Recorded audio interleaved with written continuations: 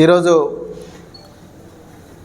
సిర్పూరు నియోజకవర్గం పెంచికల్పేట మండల కేంద్రంలో ఉన్న ప్రెస్ క్లబ్లో ఏర్పాటు చేసిన ఈ పత్రికా విలేకరుల సమావేశానికి వచ్చేసిన ప్రింట్ మరియు ఎలక్ట్రానిక్ మీడియా మిత్రులందరికీ కూడా మరొకసారి హృదయపూర్వక నమస్కారం మరియు జై తెలంగాణ. మరి ఈరోజు నాతో పాటు మరి మండల కన్వీనర్ బెట్టి శ్రీనివాస్ గారు, అదేవిధంగా మరి నియోజకవర్గ యూత్ అధ్యక్షులు కాసిపాక రాజు గారు, సీనియర్ నాయకులు సలీం గారు, అదేవిధంగా మరి సీనియర్ కన్వీనర్ మన సమన్వయకర్త కొండ రాంప్రసాద్ గారు, నవీన్ రామటెంకి గారు, అలాగే మరి మహిళా నాయకురాలు వరలక్ష్మి గారు, కమల గారు, లావణ్య గారు, వీళ్ళందరూ కూడా మాతో పాటు ఇక్కడ ఉన్నారు. మరి ఈరోజు మేము మురళిగూడ గ్రామం ఇల్లడ గ్రామంలో భీమా కోరేగాం స్మారక వాలీబాల్ టోర్నమెంట్ను మరి ఇనాగరేట్ చేసి ఈరోజు ఇక్కడికి రావడం జరిగింది. నేను గతంలో చెప్పినట్టుగానే ఇప్పుడు కూడా మరి ఈ మురళిగూడ, బొట్లగూడ, రాంపూరు, జిల్లెడ, దిగడ, అదేవిధంగా మరి మిగతా ప్రాంతాలు కమ్మర్గాం, ఈ ప్రాంతాలన్నిటి కూడా రోడ్డు సౌకర్యం అనేది పూర్తిగా మరి బంద్ అయిపోయింది. అంటే కేవలం మట్టితోనే రోడ్డు వేసిండు. ఫారెస్ట్ అధికారులు మాటికి ఇది అటవీ ప్రాంతం అని చెప్పేసి మరి సెల్ ఫోన్ టవర్లు ఏర్పాటు చేయనివ్వడం లేదు, అదేవిధంగా మరి రోడ్లు కూడా వేయనివ్వడం లేదు. దీనివల్ల అక్కడ ప్రాంత ప్రజలకు తీవ్రమైన అసౌకర్యం కలుగుతూ ఉన్నది. సో దీని మీద మరి రాష్ట్ర ప్రభుత్వం అత్యంత వేగంగా చర్యలు తీసుకుంటే బాగుంటుందని చెప్పేసి నేను ఈ సందర్భంగా డిమాండ్ చేస్తున్నా. ఈ సిర్పూరి నియోజకవర్గం అంతా కూడా మరి అటవీ ప్రాంతం ఎక్కువగా ఉంటుంది. ఐటీడీఏ పీఓ కింద చాలా గ్రామాలు ఉంటాయి. అదేవిధంగా టైగర్ కారిడార్ ఉంటుంది. అదేవిధంగా మరి దాదాపు 2.5 లక్షల మంది ఓటర్లు ఉంటారు. మరి చాలా రకరకాల సంస్కృతులు ఉన్న ప్రాంతం ఇది. మరి ఈ ప్రాంతంలో రోడ్డు నెట్వర్క్ లేనందువల్ల చాలామంది గ్రామీణ ప్రాంతాల ప్రజలకు కనీస సౌకర్యాలు కూడా లేవు. వాళ్ళ అభివృద్ధి అనేది పూర్తిగా కుంటుపడిపోయింది అనేది ఈ సందర్భంగా నేను చెప్తూ రోడ్డును ఇమ్మీడియట్గా పునరుద్ధరించాలని చెప్పేసి ఈ సందర్భంగా డిమాండ్ చేస్తున్నాం. అదేవిధంగా ముఖ్యంగా ఈనాడు సిర్పూరు నియోజకవర్గాన్ని, అది కాగజ్నగర్ మండలం కావచ్చు, లేకపోతే పెంచికల్పేట కావచ్చు, దహగాం కావచ్చు, సిర్పూర్ కావచ్చు, మానేపల్లి, కౌటాల, బెజ్జూరు, ఈ మండలాల్లో ప్రజలను వేధిస్తున్న అత్యంత ముఖ్యమైన సమస్య మరి ఫారెస్ట్ అధికారులు గ్రామీణ ప్రాంతాల్లోకి వెళ్ళి మళ్ళీ సర్వే పేరుతోని పట్టా భూముల్లో కూడా పిల్లర్లు పాతే ప్రయత్నం చేస్తున్నారు. గత 60-70 సంవత్సరాల నుండి ఎలాంటి పోడు చేసుకోకుండా కేవలం 2 లేక 3 ఎకరాలు కలిగిన రైతుల భూములలో కూడా మళ్ళీ సర్వే పేరుతో అటవీ శాఖ అధికారులు చేస్తున్నారని చెప్పేసి గ్రామీణ ప్రాంతాల్లో ప్రజల లోపల ఒక ఆందోళన నెలకొని ఉన్నది. మరి ఉదయం పూట ఫారెస్ట్ అధికారులు ఊర్లలోకి వచ్చి వాళ్ళు ఆధార్ కార్డులు ఇవ్వమని, లేకపోతే పట్టా బుక్కులు ఉన్నా కూడా పట్టా బుక్కులు చెల్లవు, ఇది ఫారెస్ట్ ల్యాండ్, మీకు రెవెన్యూ వాళ్ళు ఎట్లా ఇచ్చిండ్రు అని చెప్పేసి గ్రామీణ ప్రాంతాలకు ఫారెస్ట్ అధికారులు వస్తున్నారని గ్రామస్తులందరూ రోజు మా ఆఫీసుల దగ్గరికి వస్తూ ఉన్నారు. మరి నందిగూడ గ్రామం, కాగజ్నగర్ మండలం, అంకుషాపూర్, అట్లా చాలా మరి పట్టాలు ఇచ్చి మరి భూములు ఇచ్చింది. అదేవిధంగా వాళ్ళకు రైతు బంధు స్కీమ్ కూడా వస్తూ ఉన్నది. హైకోర్టు ఆర్డర్లు కూడా ఉన్నాయి. అదేవిధంగా ఊర్లు కూడా టైగర్ కారిడార్లో ఉన్నాయని చెప్పేసి మరి ఆ ఊర్లను కూడా తీసేస్తామంటున్నారు. మరి నేను ఒక్కటే చెప్తున్నా ఫారెస్ట్ అధికారులకు, టైగర్లకు అంటే పులుల సంరక్షణకు మేము వ్యతిరేకం కాదు. బీఆర్ఎస్ పార్టీ వన్యప్రాణి సంరక్షణ జరగాల్సిందే. కానీ ఈ వనాల లోపల, ఈ అడవుల లోపల, ఈ మైదాన ప్రాంతాల లోపల ప్రజలు కూడా బతుకుతూ ఉన్నారు. ప్రజలకు కూడా జీవించే హక్కు ఉన్నది. ఆ వన్యప్రాణులకు ఎంత హక్కు ఉన్నదో ప్రజలకు కూడా జీవించే హక్కు ఉన్నది. ఆ ప్రజలను ఇబ్బంది పెట్టే కార్యక్రమాలు ఫారెస్ట్ శాఖ చేయొద్దని చెప్పేసి నేను కోరుతా ఉన్నాను. మనం చూస్తున్నాం తెలంగాణలో రేవంత్ రెడ్డి ప్రభుత్వం కొడంగల్ నియోజకవర్గంలో పేద గిరిజనులు సాగు చేసుకుంటున్న మరి పట్టా భూములను గుంజుకుంటే అక్కడ లగచర్ల రైతులందరూ కూడా తిరుగుబాటు చేసిండ్రు. అది దేశ సమస్య అయిపోయింది. దేశవ్యాప్తంగా మరి హెడ్లైన్స్లో వచ్చిన ప్రాబ్లం అది. సో నేను మరి ఇక్కడ కూడా నందిగూడ, అంకుషాపూరు, కాగజ్నగర్ మండలంలోని గ్రామాలు, అదేవిధంగా మాలిని, ఇటుకలపాడు, ఇంకా రకరకాల గ్రామాలు, అదేవిధంగా టైగర్ కారిడార్లో ఉండే గ్రామాలన్నీ కూడా ప్రజలు రాత్రింబవళ్ళు నిద్రపోవడం లేదు. ఒకవైపు ఏమో పులుల బెడద, ఇంకోవైపు ఏమో ఉదయం వస్తే ఫారెస్ట్ అధికారుల బెడద.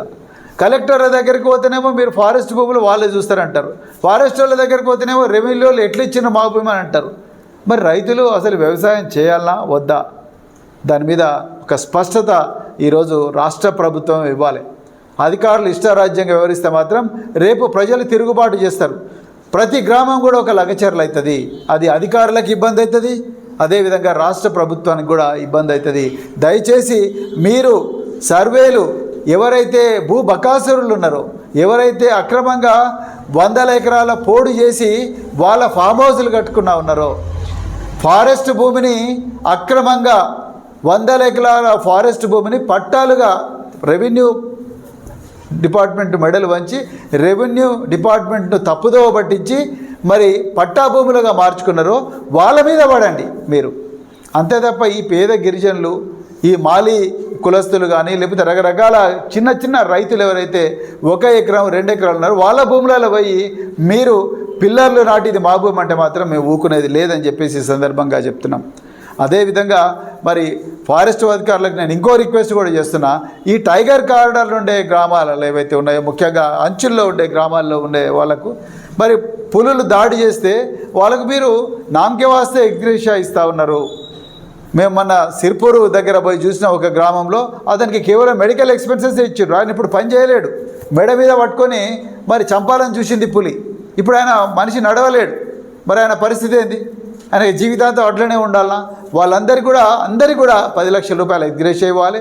భూములు ఎక్కడైతే నాశనం అవుతాయో అడవి పందుల వల్ల వాటికి కూడా మరి నష్టపరిహారం ఫారెస్ట్ డిపార్ట్మెంట్ ఇవ్వాలి.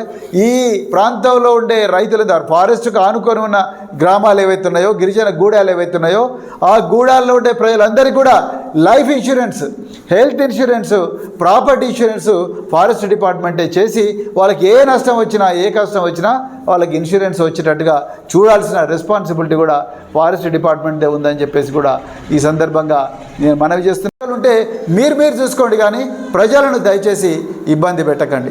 ఊర్ల దగ్గరికి పోతున్నారు, పోయి ఊర్లు కూలగొడతామంటున్నారు. మరి ఊకుంటారా జనాలు? నేను బీఆర్ఎస్ పార్టీ మాత్రం ఎట్టి పరిస్థితుల్లో కూడా ఈ విధ్వంసం జరగనివ్వదు. తప్పకుండా పేద ప్రజల పక్షాన మాత్రమే నిలుస్తుంది బీఆర్ఎస్ పార్టీ అనేది చెప్తున్నా. అదేవిధంగా మరి ఇలా ఆశ్రమ పాఠశాలల్లో ఉపాధ్యాయులందరూ స్ట్రైక్ చేస్తున్నారు. ఇలా కమ్మర్గాంలో కానీ లేకపోతే మురళిగూడ కానీ మొట్లగూడ కానీ ప్రతి చోట కూడా ఈ తెలంగాణలో ఉండే ఆశ్రమ పాఠశాలలో ఉండే విద్యార్థులందరికీ కూడా చదువు అందడం లేదు ఈరోజు. ఎందుకంటే వాళ్ళ సిఆర్టీలు గత నెల రోజుల నుంచి స్ట్రైక్ చేస్తున్నారు. వాళ్ళ సమస్య పరిష్కరిస్తే వాళ్ళ స్కూళ్ళలో పోయి పాఠాలు చెప్తారు కదా. ఇవాళ విద్యార్థులు చదువుకునే పరిస్థితి కూడా ఈరోజు లేదు. ఒకవైపు సిఆర్టీలు ఊట్నూరు ఐటీడీఏలో స్ట్రైక్ చేస్తూ ఉన్నారు. అదేవిధంగా సమగ్ర శిక్ష అభియాన్కు సంబంధించిన ఉద్యోగస్తులందరేమో ఆసిఫాబాద్ కలెక్టరేట్ ముందర సమ్మె చేస్తూ ఉన్నారు. ప్రతి కలెక్టరేట్ మీద సమ్మె చేస్తూ ఉన్నారు. మరి కేజీబీవీలో విద్యార్థుల పరిస్థితి ఏంది? ఇంకొక నెలలో మరి పబ్లిక్ ఎగ్జామినేషన్స్ వస్తాయి. మరి పిల్లలు ఎట్లా చదువుతారు? పిల్లలు ఏ విధంగా పాస్ అవుతారు? ఆశ్రమ పాఠశాలలో ఉండే గిరిజన బిడ్డలు ఏ విధంగా పాస్ అయ్యి మరి ఇంటర్మీడియట్కి పోతారు, అక్కడి నుంచి డిగ్రీలకు పోతారు? ఎప్పుడైనా ఆలోచించిందా ప్రభుత్వం? వాళ్ళ డిమాండ్లు పరిష్కరిస్తే అయిపోతుంది కదా. ఛాయ్ తాగే లోపలనే నేను మీ అందరి డిమాండ్లు పరిష్కరిస్తున్న రేవంత్ రెడ్డి గారు మరెందుకు ఇవాళ మీరు పరిష్కరిస్తలేరు? దీని గురించి కూడా ప్రభుత్వం సీరియస్గా ఆలోచించాలని చెప్పేసి మరి కోరుకుంటూ, ఈ సిర్పూరు తాలూకాలో రోడ్ నెట్వర్క్ పూర్తిగా విధ్వంసమైంది. రైతులకు రుణమాఫీ రాలేదు. అదేవిధంగా పెద్దవాగులో ప్రతి సంవత్సరం ఏవైతే వరదల్లో పంటలకు నష్టం జరుగుతుందో ఆ పంటలకు నష్టపరిహారం ఇంతవరకు 1 పైసా కూడా రాలేదు. వీటన్నిటి గురించి ఆలోచించాలి. అదేవిధంగా తుమ్మిడిహట్టి ప్రాజెక్ట్ ఏదైతే ఉన్నదో దాన్ని పునరుద్ధరించాలి. అక్కడ వేలాది ఎకరాల భూమిని ప్రభుత్వం గుంజుకున్నది 2005 సంవత్సరంలో. ఆ భూమికి నష్టపరిహారం తప్పనిసరిగా ఇవ్వాల్సిన అవసరం ఉన్నది. జిల్లా కలెక్టర్ గారు మరి జిల్లా ఇన్ఛార్జ్ మంత్రి వీటి గురించి కూడా ఆలోచించాలని చెప్తా ఉన్నాం. అదేవిధంగా గిరిజన బిడ్డలు ఎవరైతే బహుజన బిడ్డలు ఈ ప్రాంతాల్లో మరి అలా ఆశ్రమ పాఠశాలల్లో ఉపాధ్యాయులందరూ స్ట్రైక్ చేస్తున్నారు. ఇలా కమ్మర్గాంలో కానీ లేకపోతే మురళిగూడ కానీ మొట్లగూడ కానీ ప్రతి చోట కూడా ఈ తెలంగాణలో ఉండే ఆశ్రమ పాఠశాలలో ఉండే విద్యార్థులందరికీ కూడా చదువు అందడం లేదు ఈరోజు. ఎందుకంటే వాళ్ళ సిఆర్టీలు గత నెల రోజుల నుంచి స్ట్రైక్ చేస్తున్నారు. వాళ్ళ సమస్య పరిష్కరిస్తే వాళ్ళ స్కూళ్ళలో పోయి పాఠాలు చెప్తారు కదా. ఇలా విద్యార్థులు చదువుకునే పరిస్థితి కూడా ఈరోజు లేదు. ఒకవైపు సిఆర్టీలు ఊట్నూరు ఐటీడీఐలో స్ట్రైక్ చేస్తూ ఉన్నారు. అదేవిధంగా సమగ్ర శిక్ష అభియాన్కు సంబంధించిన ఉద్యోగస్తులందరేమో ఆసిఫాబాద్ కలెక్టరేట్ ముందర సమ్మె చేస్తూ ఉన్నారు. ప్రతి కలెక్టరేట్ మీద సమ్మె చేస్తూ ఉన్నారు. మరి కేజీబీవీల విద్యార్థుల పరిస్థితి ఏంది? ఇంకొక నెలలో మరి పబ్లిక్ ఎగ్జామినేషన్స్ వస్తాయి. మరి పిల్లలు ఎట్లా చదువుతారు? పిల్లలు ఏ విధంగా పాస్ అవుతారు? ఆశ్రమ పాఠశాలలో ఉంటే గిరిజన బిడ్డలు ఏ విధంగా పాస్ అయ్యి మరి ఇంటర్మీడియట్కి పోతారు, అక్కడ నుంచి డిగ్రీలకు పోతారు? ఎప్పుడైనా ఆలోచించిందా ప్రభుత్వం? వాళ్ళ డిమాండ్లు పరిష్కరిస్తే అయిపోతుంది కదా. ఛాయ్ తాగే లోపలనే నేను మీ అందరి డిమాండ్లు పరిష్కరిస్తాను రేవంత్ రెడ్డి గారు. మరెందుకు ఇవాళ మీరు పరిష్కరిస్తలేరు? దీని గురించి కూడా ప్రభుత్వం సీరియస్గా ఆలోచించాలని చెప్పేసి మరి కోరుకుంటూ